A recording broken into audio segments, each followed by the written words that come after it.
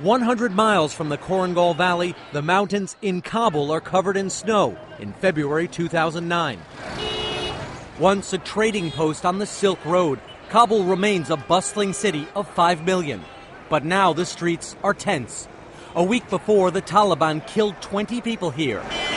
Kabul feels like it's under siege. The Taliban move freely in the city. In a Kabul apartment, I meet a Taliban commander, Mullah Zahid. He arrives unarmed, but with 2 deputy commanders. Their demeanor was cold. They told me I was sitting too close to them. The Taliban find infidels disgusting. What does the Taliban want? Why are you fighting? Our objective, he says, is to collapse the government and take over Kabul. But there can be peace, he claims, if U.S. troops leave Afghanistan. Otherwise, we are growing stronger and we will expand our operations, he says.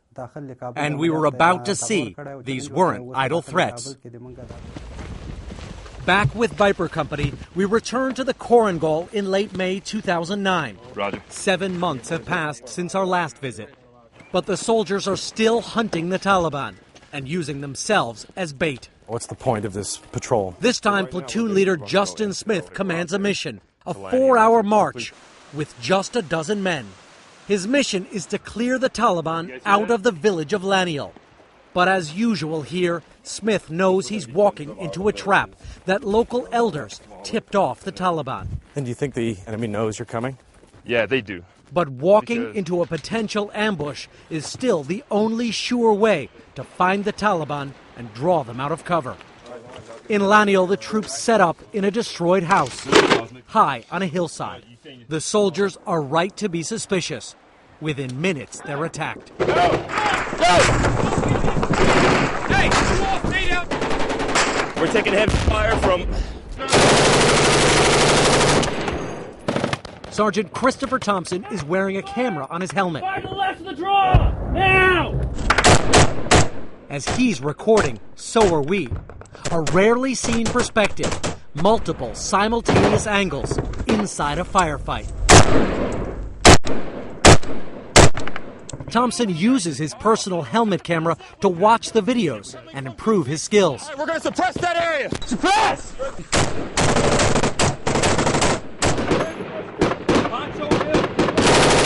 The images look like a video game. But it's deadly real. I'm going in. Watch out. I'm going in. In 11 months, Viper Company has been in more than 500 firefights, an average of more than one of these Christ almighty! every day.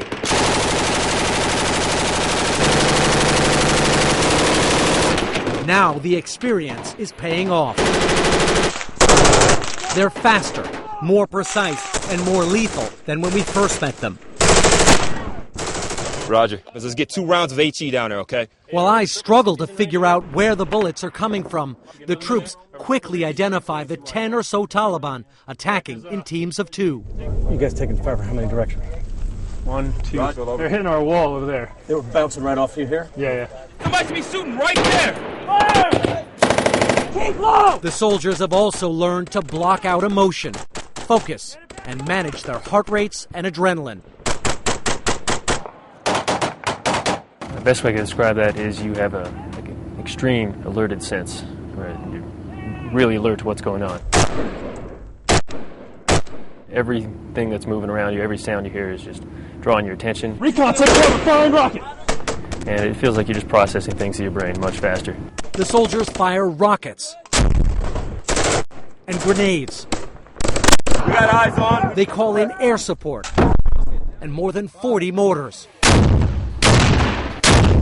The Taliban are close. Their fire accurate. They've gotten better too.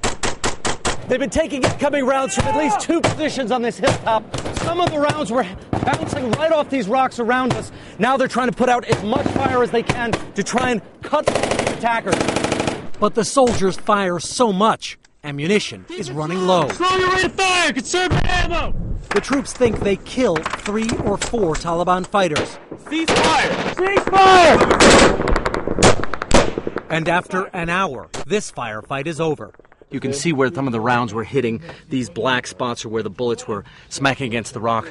Now the soldiers are trying to figure out how to get out of here. But so many close calls have taught Viper Company it's as important to be lucky as good. Hey, you see those? This fight, like, people don't understand. Like, looking at it, you're like, oh, no Americans got wounded. Like, my gunner, Oxman, he was taking rounds right over his head. Like, they were cracking easily 6 inches over his head. See where the smoke is? The gray smoke? Shoot it! So this could have turned into, a situation where we lost American lives.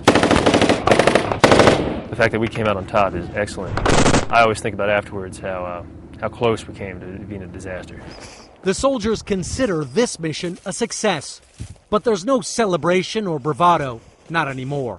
Viper Company has lost 8 men out here, 30 have been wounded. And after the firefight in Laniel, the soldiers still have to march back to base, down narrow canyons, even wading through shallow rivers. Our cameraman, Brendan Edwards, collapses from exhaustion and dehydration. He needs an IV. How you feeling? Why am I the one that's always getting injured? The soldiers think it's funny. It happened to them a lot in the beginning. We all give Brendan a hard time. The third person to get an IV sitting right there. Who is? He is? Yeah. Were the other women and children? No, one of our guys. But the next morning, there's serious work to do. Captain Howell, Viper Company commander, holds a meeting with Korengal's elders. It's a very tough situation for you. Howell wants to know who told the Taliban American soldiers would be in Laniel. Howell suspects it's an elder named Zareen. The Taliban were using Zareen's nephew's house as a base. Zareen, you know which building I'm talking about? The one all the way on the top? But Zareen denies it. I asked Howell if the meetings and fighting and 8 deaths are accomplishing anything. Is holding this valley, this remote valley, worth that sacrifice? Worth those American lives? We've done tremendous damage, I think, to the enemy here. It's not necessarily for me to decide, but I think with what we've done, it's absolutely been worth it. Howell measures success by the level of violence. It's down from 3 attacks a day to a few a week. We've gotten a lot better than we were when we were first here. We've been able, quite frankly, to kill more in the last couple of months than we had in our first few months here. Everything went good. Nobody's hurt. Successful mission? Yep, definitely a successful mission. But the fighting comes at an incredible cost, both physical and psychological. Scars the soldiers are just starting to recognize.